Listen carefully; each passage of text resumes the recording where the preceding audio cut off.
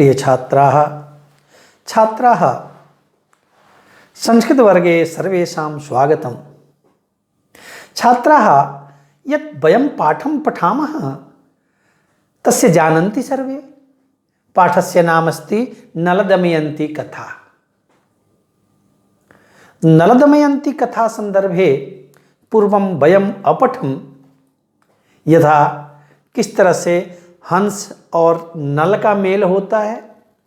पुनः जब हंस को मुक्त कर देता है, स्वर्ण पक्ष हंस को छोड़ देता है नल, और क्यों छोड़ता है ये सबको मालूम है कि वो बोलता है कि हमारे घर में हमारी बूढ़ी माँ और नवप्रसूता पत्नी बस मेरे इंतज़ार कर रहे हैं, और दोनों के भोजन का जो मैं देने वाला हूँ मैं ही हूँ।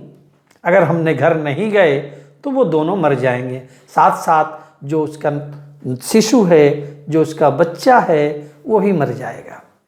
तो हे राजा नल, अगर आप हमें पकड़ लिए, हमको आप रख लिए, तो एक जीव नहीं साथ साथ 3 और जीव की हत्या हो जाएगी, अतः आप हमें मुक्त कर दें। उसकी करुण पुकार को सुन करके, उसकी क्रंदन को सुन करके राजा नल हंस को मुक्त कर देता है।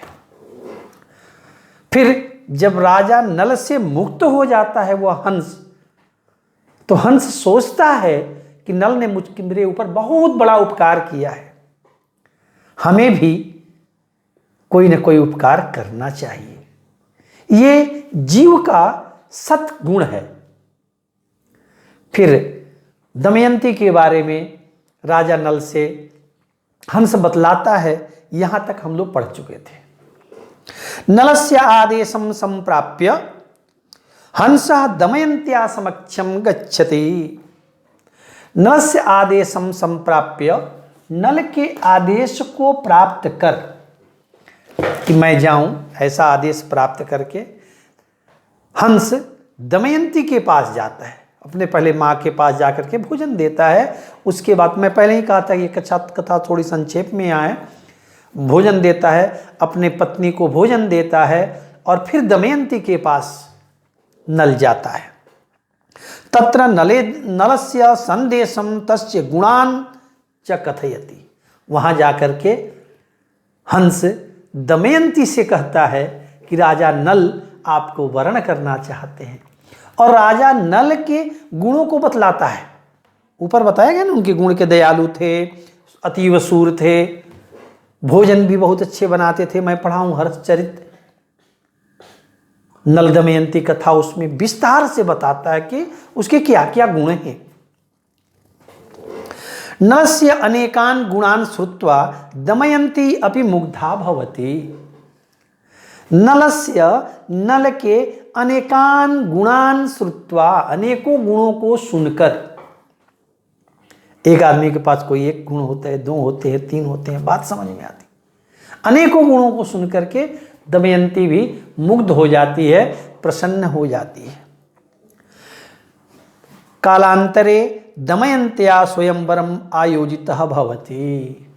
फिर कुछ दिन के बाद, पहले की जैसे राजा की जो पुत्री होती थी, राजा की जो कन्याएं होती थी, वो स्वयंवर करके शादी करती थी। स्वयंवर के बारे में आप सब लोग जानते हो, अगर नहीं जानते हो तो जान जाओ कि सब कोई कहीं कहीं तो कुछ कुछ शर्त रखे जाते थे।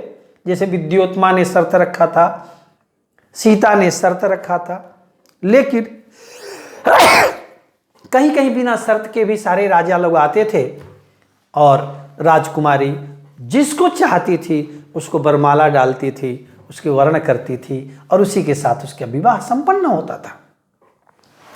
तो कालांतर में कुछ समय बीत जाने के बाद दमयंती का भी स्वयंवर रखा गया, और सारे राजाओं को सूचित किया गया कि दमयंती का स्वयंवर है, आप लोग आइए। लेकिन दमयंती के मन में कहीं ना कहीं नल के प्रति एक प्रेम उत्कंठित हो चुका था, जागृत हो चुका था। आइए अगले क्लिप में कैसे दमयंती का स्वयंवर होता है हम लोग पढ़ते हैं। इसमें इतना ही। धन्यवाद।